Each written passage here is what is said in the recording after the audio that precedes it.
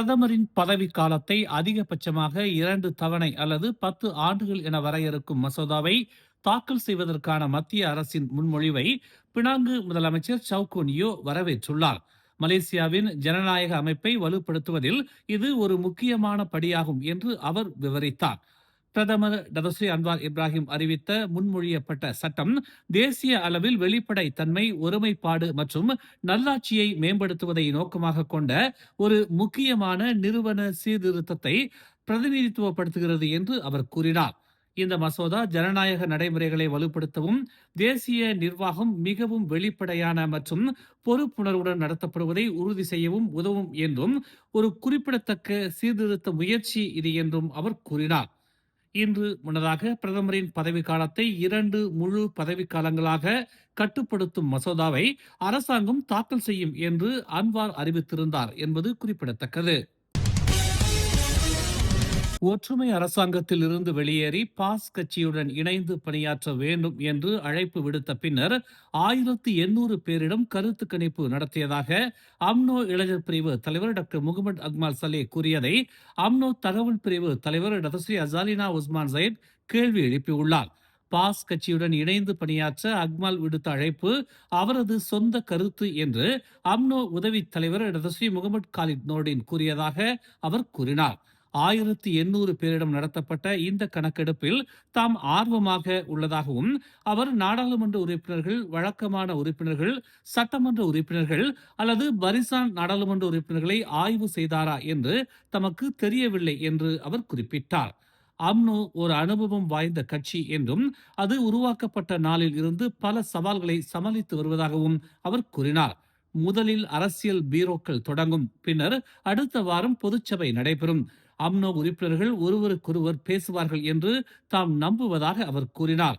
சில அம்னோ உறுப்பினர்கள் மதவாதிகளாக தெரியவில்லை என்றாலும் நாங்கள் மலாய் மற்றும் இஸ்லாமிய மதிப்புகளை பின்பற்றுகிறோம் என்று அவர் இன்று செய்தியாளர்கள் மத்தியில் தெரிவித்தார். பேரா மாநிலம் முழுவதும் வேப் மற்றும் மின்னணு சிகரெட் விற்பனையை தடை செய்யும் முடிவை தொடர்ந்து பேரா அரசாங்கம் வேப் மற்றும் மின்னணு சிகரெட் வியாபாரிகளுக்கு அக்டோபர் மாதம் வரை செயல்பாடுகளை நிறுத்துவதற்கு அவகாசம் அளித்துள்ளது. மனிதவளம், சுகாதாரம் மற்றும் இந்திய சமூக விவகாரங்கள் தேசிய ஒருங்கிணைப்பு குழுவின் தலைவர் சிவனேசன் இது குறித்து கூறுகையில், இச்சலுகை காலம் ஆபரேட்டர்கள் முழு அமலாக்கத்திற்கு தயாராக அனுமதிக்கும் ஒரு இடைக்கால நடவடிக்கை என்று குறிப்பிட்டார். சில வணிகர்கள் இன்னும் காலாவதி ஆகாத செல்லுபடியாகும் விற்பனை உரிமங்களை வைத்திருப்பதால் அக்டோபர் மாதம் வரை தாங்கள் இன்னும் அவகாசம் அளிப்பதாக அவர் செய்தியாளர் கூட்டத்தில் தெரிவித்தார். இந்த காலகட்டத்தில் வணிகர்கள் தங்கள் இருப்புகளை அகற்றி படிப்படியாக விற்பனையை நிறுத்துவார்கள் என்று எதிர்பார்க்கப்படுவதாக அவர் கூறினார். அக்டோபர் 1, 2025 அன்று அறிவிக்கப்பட்ட தடை உள்ளூர் அதிகார சபை பகுதிகளுக்குள் உள்ள அனைத்து வணிக வளாகங்களிலும் மின்னணு சிகரெட்டுகள் மற்றும் வேப்களின் விற்பனைக்கு பொருந்தும். அமலாக்கம் ஜனவரி 1 முதல் அதிகாரப்பூர்வமாக தொடங்குகிறது. தடையை மீறும் வர்த்தகர்கள் மீது சட்ட நடவடிக்கை எடுக்கப்படும் என்று சிவனேசன் தெரிவித்தார். தாங்கள் போதுமான கால அவகாசம் வழங்கி உள்ளதாகவும், பொது சுகாதாரம் மற்றும் சமூக பாதுகாப்பின் நலனுக்காக தடையை அவர்கள் புரிந்து கொண்டு பின்பற்றுவார்கள் என்று தாம் நம்புவதாகவும் அவர் கூறினார். ஒரு பிரதமரின் பதவிக்காலத்தை 2 முழு பதவிக்காலங்களாக அரசாங்கம் கட்டுப்படுத்தப்பட வேண்டிய அவசியம் இல்லை என்று பாஸ் கட்சியின் துணைத் தலைவர் டதஸ்ரீ துவான் இப்ராஹிம் துவான்மான் தெரிவித்துள்ளார். பல நாடுகளின் அனுபவம் ஒரு பிரதமர் அல்லது அதிபரின் பதவிக்காலத்தை கட்டுப்படுத்தும் சட்டங்கள் பரிந்துரைக்கப்பட்டதால் திறமையான தலைவர்களை இழக்க நேரிடும் என்பதை காட்டுவதாக அவர் சுட்டிக்காட்டினார். அமெரிக்காவில் பலர் பராக் ஒபாமா இன்னும் தனது நிர்வாகத்தை தொடர முடியும் என்று உணர்ந்தனர். அதேபோல் இந்தோனேசியாவில் ஜோகோ விடோடோவும் அதை போலவே இருந்தனர். இருப்பினும் பதவிக்கால வரம்புகள் காரணமாக அவர்களால் தொடர்ந்து பங்களிக்க முடியவில்லை என்று அவர் கூறினார். பிரதமரின் பதவி காலத்தை 2 முழு பதவிக்காலங்களாக கட்டுப்படுத்துவதற்கு அரசாங்கம் ஒரு மசோதாவை தாக்கல் செய்யும் என்று பிரதமர் டதஸ்ரீ அன்வார் இப்ராஹிம் அறிவித்தது குறித்து துவான் இப்ராஹிம் இவ்வாறு கருத்துரைத்தார். அதிகார துஷ்பிரயோகம் அல்லது ஊழலை தடுக்க கால வரம்புகள் தேவை என்ற வாதங்களில் அத்தகைய பகுத்தறிவு குறைபாடு உடையது என்று துவான் இப்ராஹிம் கூறினார். அதற்கு பதிலாக நாடு ஆட்சியில் நேர்மை, பொறுப்பு கூறல், பக்தி மற்றும் தார்மீக பொறுப்பு போன்ற மதிப்புகளை வலுப்படுத்த வேண்டும் என்று அவர் வலியுறுத்தினார். முக்கியமானது என்னவென்றால், தலைமைத்துவ செயல்திறன் மக்களால் மதிப்பிடப்பட வேண்டும். மேலும் மக்களுக்கு நேரடியாக பிரதமரை தேர்ந்தெடுக்க இடம் வழங்கப்பட்டால் அது இன்னும் சிறப்பாக இருக்கும் என்று அவர் கூறினார்.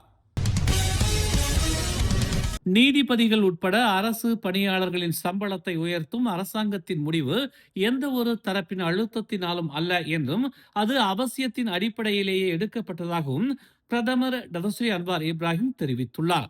இன்று நடைபெற்ற பிரதமர் துறை மாதாந்திர கூட்டத்தில் உரையாற்றிய அவர், அரசு பணியாளர்களுக்கான கடைசி ஆண்டு சம்பள திருத்தம் குறைந்தது 10 ஆண்டுகளுக்கு முன் நடந்ததாகவும் அதே நேரத்தில் பொறுப்புகள் மற்றும் பணிச்சுமை பெரிதும் அதிகரித்துள்ளதாகவும் கூறினார். நீதிபதிகளுக்கான சம்பள உயர்வு ஏன் 30 விழுக்காடு என சிலர் கேட்கிறார்கள். அதற்கு காரணம், 2015ஆம் ஆண்டு முதல் இதுவரை எந்த மறுபரிசீலனையோ ஆண்டு உயர்வோ அவர்களுக்கு இல்லை.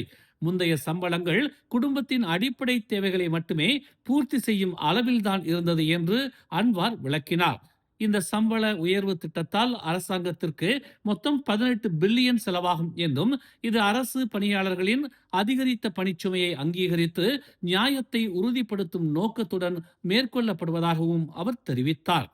மேலும் சம்பளம் உயர்ந்துள்ள நிலையில் மக்களின் எதிர்பார்ப்புகளும் உயர்ந்துள்ளன என்று குறிப்பிட்ட பிரதமர், அனைத்து உயர்மட்ட அதிகாரிகளும் வேகமான, திறமையான மற்றும் நேர்மையான நிர்வாகத்தை உறுதி செய்ய வேண்டும் என்று வலியுறுத்தினார்.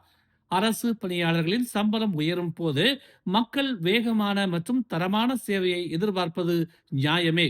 தாமதங்கள், மீண்டும் மீண்டும் செய்யப்படும் ஆவணப்பணிகள், துறைமுறை தடைகள் ஆகியவற்றை நாம் சரி செய்ய வேண்டும் என்று அவர் கேட்டுக்கொண்டார். அதே நேரத்தில் அரசு செயல்பாடுகளில் டிஜிட்டல் முறைமைகளை அதிக அளவில் நடைமுறைப்படுத்த வேண்டும் என்றும், நேரத்தை சேமித்து சேவை தரத்தை உயர்த்த AI தொழில்நுட்பத்தை பயன்படுத்த வேண்டும் என்றும் அவர் கேட்டுக்கொண்டார். ஆனால் சட்டப்பூர்வ தேவைகள் உள்ள இடங்களில் மட்டும் விதிவிலக்கு பொருந்தும் எனவும் அவர் குறிப்பிட்டார். 18 வயது மற்றும் அதற்கும் மேற்பட்ட 22 மில்லியன் மலேசிய குடிமக்களுக்கு வரும் பிப்ரவரி 9ஆம் தேதி முதல் 100 ரிங்கிட் மதிப்பிலான சாரா உதவித்தொகை அவர்களது மை கார்டு வழியாக வழங்கப்படும் என்று பிரதமர் டதஸ்ரீ அன்வார் இப்ராஹிம் அறிவித்துள்ளார். வாழ்க்கை செலவின் அழுத்தத்தை குறைப்பதற்காகவும் பண்டிகை கால தயாரிப்புகளுக்காகவும் இந்த உதவி வழங்கப்படுவதாக அன்வார் கூறினார். இன மத வேறுபாடின்றி அனைத்து வயது வந்த மலேசியர்களுக்கும் இந்த உதவி வழங்கப்படும் என்றும் அவர் தெரிவித்தார். பிரதமர் துறையின் மாதாந்திர கூட்டத்தில் புத்தாண்டு உரையாற்றிய அன்வார், இந்த உதவி ரமலான் தயாரிப்புகளுக்கும் சீன புத்தாண்டு கொண்டாட்டங்களுக்கும் உதவும் என்று தெரிவித்தார். ஜனவரி 20ஆம் தேதி முதல் STR உதவித்தொகை முதல் கட்டமாக 500 ரிங்கிட் வரை வழங்கப்படும் என்றும் அவர் கூறினார். கடந்த ஆண்டு ஜூலை 23ஆம் தேதி 18 வயது மற்றும் அதற்கும் மேற்பட்ட 22 மில்லியன் மலேசியர்களுக்கு 100 ரிங்கிட் சாரா உதவித்தொகை வழங்கப்படும் என்று அன்வார் அறிவித்திருந்தார். இந்த தொகை நாடு முழுவதும் உள்ள 7300க்கும் மேற்பட்ட பதிவு செய்யப்பட்ட சில்லறை கடைகளில் அடிப்படை அத்தியாவசிய பொருட்களை வாங்க டிசம்பர் 31ஆம் தேதி வரை மைகார்டு மூலம் பயன்படுத்தக்கூடியதாக இருக்கும் என்பது குறிப்பிடத்தக்கது. கோமிஸ் எனப்படும் ஸ்லாங்கூர் இந்தியர் கூட்டுறவு அமைப்பின் துவக்க விழா நல்லெண்ண விருந்துபசரிப்போடு நேற்று மாலை பெட்டாலிஞ்சயா தோட்ட மாளிகையில் வெகு சிறப்பாக நடைபெற்றது. ஸ்லாங்கூரில் உள்ள இந்தியர்களின் பொருளாதார உயர்வுக்காகவும் அவர்களின் வாழ்க்கை தரத்தை மேம்படுத்தவும் இலக்காக கொண்டு அமைக்கப்பட்டுள்ள இந்த கூட்டுறவு அமைப்பு ஓம்ஸ் அறவாரியத்தின் தலைவரும் மலேசிய அறிவா சங்கத்தின் தோற்றுநருமான ஓம்ஸ் பா தியாகராஜன் தலைமையில் திறப்பு விழா கண்டது. ஆடல், பாடல், விருந்துபசரிப்புடன் நடைபெற்ற இந்த நிகழ்ச்சியில் இருவருக்கு சாதனை விருதுகள் வழங்கப்பட்டது. சிறந்த மாணவி ஒருவருக்கு சன்மானம் வழங்கப்பட்டது. மேலும் பலரும் கௌரவிக்கப்பட்டனர். நிகழ்வில் பேசிய ஓம்ஸ்பா தியாகராஜன், நம் நாட்டில் பல கூட்டுறவு கழகங்கள் உண்டு. நம் நாட்டை பொறுத்த மட்டில் கூட்டரசு பிரதேசத்தில் அரசு கட்டிடங்கள் மற்றும் சீன வர்த்தக கட்டிடங்கள் தான் உயர்ந்து நிற்கும். அத்தகைய சூழலில் நாமும் சளைத்தவர்கள் அல்ல என்பது போல் அந்த கட்டிடங்களுக்கு மத்தியில் ஒரே ஒரு கட்டிடம் உயர்ந்து நிற்கிறது. அது தேசிய நிலநிதி கூட்டுறவு சங்கம்தான். துன் வீதி சம்பந்தன் கட்டிடம் என அது உயர்ந்து நிற்கிறது என்று அவர் கருத்துரைத்தார். அப்படி ஒரு கூட்டுறவு கழகத்தை தோற்றுவிக்க அவர்கள் பல்வேறு விதமான சிரமத்தை எதிர்நோக்கி இருக்கிறார்கள். நம் சமுதாய நன்மைக்காக பிற இனங்களின் மத்தியில் நாமும் சிறந்து விளங்க வேண்டும் என்பதற்காக அரும்பாடுபட்டு தேசிய நிலநிதி கூட்டுறவு சங்கத்தை உருவாக்கினார்கள். அதேபோல் இந்த கொமிஸ் கூட்டுறவு கழகமும் மக்கள் சேவையாற்ற வேண்டும் என அவர் கேட்டுக்கொண்டார். இந்த அமைப்பின் தலைவர் கிருஷ்ணமூர்த்திக்கு ஜப்பான் மொழி நன்றாகவே தெரியும். உண்மையில் நம் நாட்டில் ஜப்பான் கம்பெனிகள் அதிகம். அதிலும் ஜப்பான்காரர்கள் இந்தியர்களை அதிகம் விரும்புவார்கள். சீன பள்ளிக்கு நம் பிள்ளைகளை அனுப்பி சீனம் தெரிந்து கொள்வதை விட ஜப்பான் மொழி நிச்சயம் பயனானதாக இருக்கும் என்று ஓம்ஸ்பா தியாகராஜன் சுட்டிக்காட்டினார். மேலும் செய்திகளை தெரிந்து கொள்ள தமிழ் மலர் இணையதளம், தமிழ் மலர் செயலி மற்றும் மலர் டிவி யூடியூப் சேனலை வலம் வாருங்கள். எங்களோடு இணைந்திருக்க மலர் டிவியை பதிவு செய்து கொள்ளுங்கள். உறவுகள் மகிழ்ந்திட விருப்பம் மற்றும் பகிர்வு சேவையை சொடுக்கிடுங்கள்.